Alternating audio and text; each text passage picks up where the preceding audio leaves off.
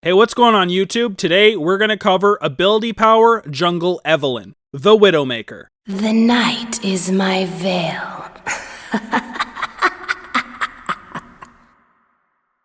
Eve's a very solid ganking jungler, and it's pretty much due to her high consistent damage, her slow when she's level 6, and her amazing stealth from her passive. She's also one of the junglers out there that can snowball and carry games by herself. This means if you are ganking lanes, it's perfectly fine for you to take the kills since you can carry the game yourself. Even if she goes for a full AP build, she can still soak a ton of damage in teamfights with her ultimate. She's also able to remove slows so she can actually move around in teamfights if she does get slowed, and she has a very fast jungle clear since she has an AoE on her Q. Now, although she's a great ganker, she still has a lot of cons, the first one being she's very squishy early on. This will also result in you getting low in the jungle on your first clear, and invading junglers are going to destroy you. You're not a great duelist, and stuff like Lee Sin and Udyr are going to give you a miserable time. Like a lot of those consistent damage, very squishy champions, you're also weak against hard CC. If you choose to go for a full AP build, if you get hit in a CC, you're fucked. You're also not that great against tanky targets, your damage isn't that incredible, and you're useless if behind. Eve really relies on having a good early game, and I mean, honestly, it's not too hard to have a good early game, but if you don't, you're going to have a really shitty time. Even if you go for ganks in this situation, you could be killed in that gank or have a counter gank come in for you and absolutely rape you. Here are a couple things you should know about Evelynn. First would be the fact that she's a very mediocre dueler. You can be pretty solid if you do get way ahead, but the vast majority of other junglers are way stronger than you early on. Don't go for 1v1 duels early on, you have other strengths. Your other strengths? Well, ganking. This is where Eve really shines. Her passive stealth makes her an incredible ganker, and you need to take full advantage of it. You have a lot of damage, and you also have a slow when you are level 6. Your ganks are rather potent. You're also pretty good at counter jungling since you can avoid wards. However, make sure you don't get caught in the enemy jungle. This could easily cost you your life. As we said, you are not a good dueler. If you are invading, try to keep wards around so you know that you're safe. Last is your team fighting, and you do have pretty solid team fights since you have very consistent damage and you get pretty tanky when you get a good ultimate off. You also have fantastic flanks. Look for opportunities to flank the squishy targets, get that ultimate off, and delete their asses. For our masteries, we go 12 ferocity and 18 cunning, grabbing, of course, Thunderlord's Decree. This is a very typical mastery page for a ganking, high damage jungler. We grab as much movement speed and high damage masteries as we can to increase the effectiveness of our ganks so we can get snowballing. For the runes on Eve, I like to mass damage to increase my chances of snowballing. As I said, Eve is very reliant on having a strong early game. Now, even though we're going for an AP build, the red attack damage are great on Eve. They add a ton of damage so you can clear through the jungle faster, and it works great from the attack speed from your E. We then get armor yellows so we don't get too low in the jungle, and then we max AP, getting them in our glyphs and quints. We don't really have to worry about the magic resist blues. This is all about getting AP so we can start snowballing and have a pretty awesome game. For our summoners, of course, Smite is a 100% requirement since it allows you to buy your Runic Echoes jungler item and allows you to actually clear through the jungle. It's of course also great for securing Dragon and Baron.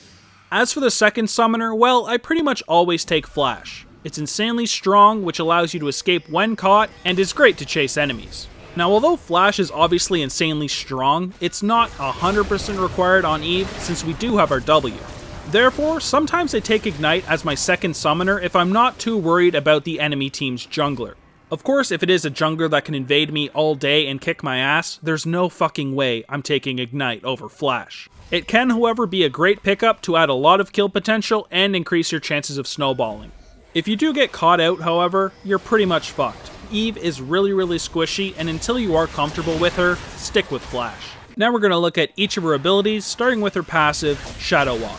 So this is your stealth, and passively you enter stealth after being out of combat for between 6 and 3 seconds based on rank, and you regenerate some of your mana and also ignore unit collision when you're in stealth. Entering combat or using an ability obviously ends Shadow Walk. Eve can be seen by nearby enemy champions, which is a range of 700, even when she is stealthed. If you do get revealed this way, however, it does not end Shadow Walk, so you still do have unit collision removed, and you do regenerate some of your mana. So basically, this is one of the best passives in the game, because it's a frigging stealth. The reason Eve is so strong at ganking is because you can basically avoid wards since they can't actually see you. The only ones that can are vision wards, aka pinks. Of course you can see these wards anyways, so if you do walk by one, kill it, act like you're running away, and then go back in for a gank. Alright, so next up is our main spammable ability, our Q, Hate Spike. Evelynn projects a line of spikes, dealing magic damage to enemies struck, and it does get based off of your AP and AD ratios. This is also a great ability for clearing the jungle, since it does do a line of AoE, so it can hit technically the whole jungle camp. This is another reason the AD marks do work so good on our rune page, is because the AD ratio is rather high for this ability, considering the cooldown of this ability is also only 1.5 seconds. Now you do get through the jungle insanely quickly with this ability, but you still do get low because you don't have any sustain in your actual kit. Either way, this is by far our main source of damage, so we do have to make sure we max this one first. It's also great for doing damage when you are chasing somebody because it does have a 500 range, and even if you are not actually by them, you can still spam out a lot of damage. Next up is Evelynn's W, Dark Frenzy. So when you activate this ability, you enter a frenzy and remove all slows affecting you. Then for the next 3 seconds, she gains bonus movement speed and is ghosted, and that bonus movement speed is between 30 and 70% based on the rank of the ability. Dark Frenzy's cooldown is then reduced by 1 second every time Evelynn damages an enemy champion with an ability, and its cooldown is completely refreshed on enemy champion takedowns. So the first part of that is great because she does damage people with an ability at least every 1.5 seconds with her Q, so this can go down really quick. It can also be really fantastic for tower diving. You can use this to pop the speed and get in there, kill them, and then pop it to get back out. In teamfights, you have to really keep in mind when a champion is taken down and when you're going to have this ability reset. If you are in a big team fight and you do get a lot of takedowns, you can pop this over and over again, removing slows and getting a lot of mobility. Make sure you are paying attention to this and you are using it when you need to when it is refreshed. Eve's last basic ability is her E, Ravage. When she activates this ability, she slashes her target twice, dealing physical damage and applying on-hit effects with each slash. Additionally, she then gains bonus attack speed for 3 seconds. So the physical damage per slash has an okay base, but it's even better because it does have a 50% AP and 50% bonus AD, and that is per slash, so it's technically 100. The bonus attack speed you then gain for that 3 seconds is actually really high. It's between 60 and 120% based on the rank. That's a lot of attack speed. Now this ability isn't as good as our Q because our Q is so damn spammable, but it's still a really strong ability. Yet again, just like her Q, it does go off AP-AD ratio, which is why she can go either AD or AP in her build. Other than that, it's just a really good way of adding some extra damage in our ganks. It's not as good as our Q, but extra damage and a lot of attack speed is great for getting through those targets. Last up is Evelynn's ultimate, Agony's Embrace. This is an AoE ability that does magic damage in the area and slows them for 2 seconds, and it's capped at 1000 against monsters. As for the damage, well, it's between 15 and 25% plus 1% per 100 AP of the target's current health. This means since it is based off the target's current health, you want to use this on high health targets. This makes it a great engaging tool. It's got an 80% slow at max rank as well, so if you can get that on an entire team, they're going to be extremely immobile and you're going to have a pretty strong team fight. Evelynn also siphons her victim's pain, shielding herself for up to 6 seconds for every enemy champion hit by Agony's Embrace. That shield strength per champion is then between 150 and 300 based on the rank. So assuming we can get this on 5 targets and we are max rank, that is a 1500 shield. That is huge on a squishy target. This can be just enough added tankiness to get you through that team fight so you can do a shitload of damage.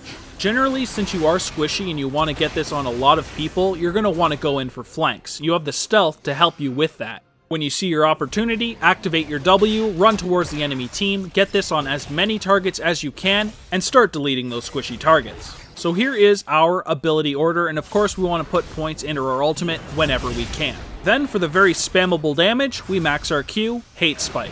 Next we move into our secondary damage ability that also adds attack speed, Ravage. Then finally we move into our W, Dark Frenzy. We put 1 single point at level 3 for that activated slow removal type of shit and movement speed, and then max it last. In the early game, you need to be very careful. You're not strong at this point in the game, and you cannot duel 90% of the junglers out there.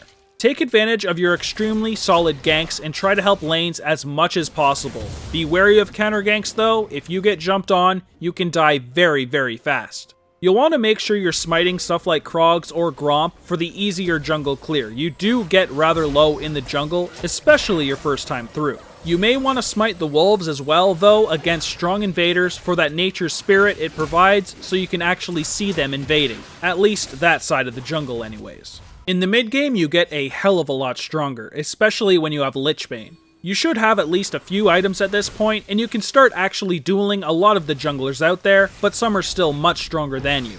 Try to look for opportunities to gank bot lane so you can take the dragon afterwards. This is a great way to get the game snowballing for your whole team and can give you a big advantage in teamfights, depending on the Drake. You'll also want to make sure that you and your team are removing all the commonly pinked areas so the enemy team is completely unaware of your movement and fearing a gank at all times of the game. You don't even have to be anywhere near their lane for them to play completely differently than they would otherwise. In the late game, your damage is probably going to start falling off unless you're going for a full AP build. In some cases, this can be completely fine, but keep in mind you're going to be insanely squishy and flanking will be extremely important. You're going to want to try to aim for the 5-man shield if possible in team fights. This will make you pretty tanky even if you are 100% AP. You'll then want to flank and peel for the carries to keep them alive. You'll also want to place deep wards in the jungle and try to catch people that are alone so you can kill them solo. Once you land one of these kills, make sure you take an objective like Tower, Dragon, or Baron, or if you can, end the game. So before the item build, here is a couple tips for Eve. First, when you are ganking pre-6, try to position yourself behind the enemy for better ganks. Until you are level 6 or you have Rylai's Crystal Scepter, you're bringing nothing but damage into that fight. Next, you're always going to want to ward the entrance to your jungler against those really strong invaders that you can't duel. Safety is key, and you don't want to be killed in your own jungle when you have buffs. Or, honestly, ever. Third, taking kills is completely fine as Eve. You're one of those junglers who can actually carry a game. If people are complaining that you're grabbing a few kills here and there, they're a complete fucking idiot. You can carry them later, they need to shut their goddamn mouths. For number 4, remember that Dark Frenzy gets a reset when you get a kill or assist. This is one of the most important tips I could say. It is really, really strong to have that mobility and slow removal, basically, in team fights. It can make a huge difference. Make sure you're taking advantage of the reset. For number 5, when you are taking down towers, make sure you ravage a nearby minion so you get all that attack speed so you can take them down just a little bit quicker.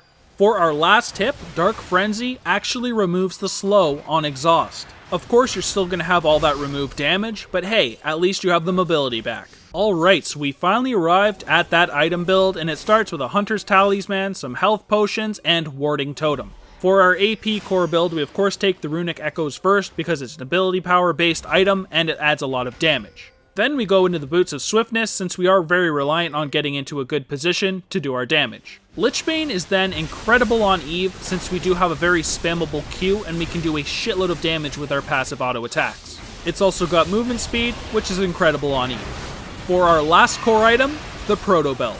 We don't have an actual gap closer, and although the gap closer on this ability is really, really small, at least it's something, and it's really nice to have. The other stats on the item are fantastic as well.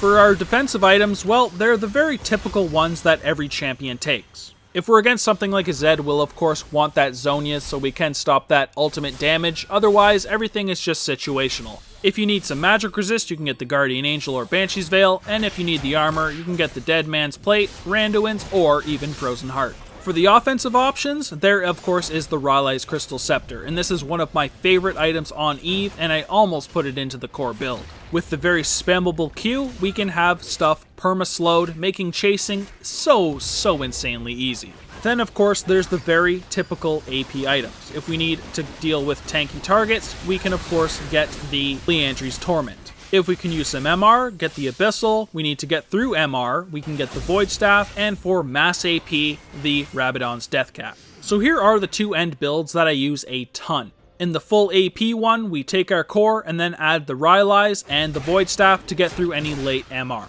When we are against a full AD team, I actually do get rid of the Lichbane and then kind of replace it with the Rylai's. We won't do near as much damage as the full AP build, like by a large margin, but then when we add the Dead Man's Plate and the Frozen Heart, we are so fucking tanky. You're still gonna do a lot of damage, have a perma-slow, and you're not gonna honestly be able to die. Unless a full AD situation arises, I always take the Lich Bane. Now for some people, they're not really gonna know when they want to go for a certain build. If you're on a team where you do have like a Soraka support, something not tanky, and then a very carry-like top like a Fiora or something, you need to be a tank yourself. Don't have a completely squishy team and then go for a full AP build unless you are snowballing like crazy. If you're snowballing, you generally don't want to get a shitload of tanky items because then your snowball doesn't really matter too much. Of course, if you have like a Maokai top and then you have something like a Thresh bottom, you don't need to go for a tanky build. Go for a lot of AP. Alright, ladies and gentlemen, that covers our AP Jungle Evelynn guide. If you guys did enjoy the video, please like and subscribe. We have lots and lots of League of Legends content coming out every single day. You can also visit our Twitter at egaming_TV. We currently do skin giveaways on there. We actually have one going right now, so if you see this guide today, you can go there and do the retweet and whatnot. Other than that, thank you guys so much for watching. I hope you guys did enjoy the video, and I will see you guys in the next one. Peace. Just felt right, phone blown like a tailpipe. Today's schedule airtight, I turn a short day into a long night. See you soon if you got the heart. Meet you outside Rennie Park. Hurry up if it's getting dark. Won't say much and that says a lot. Hop into that old bands, drive through that road ends. Good time with some old friends. I got just a thing.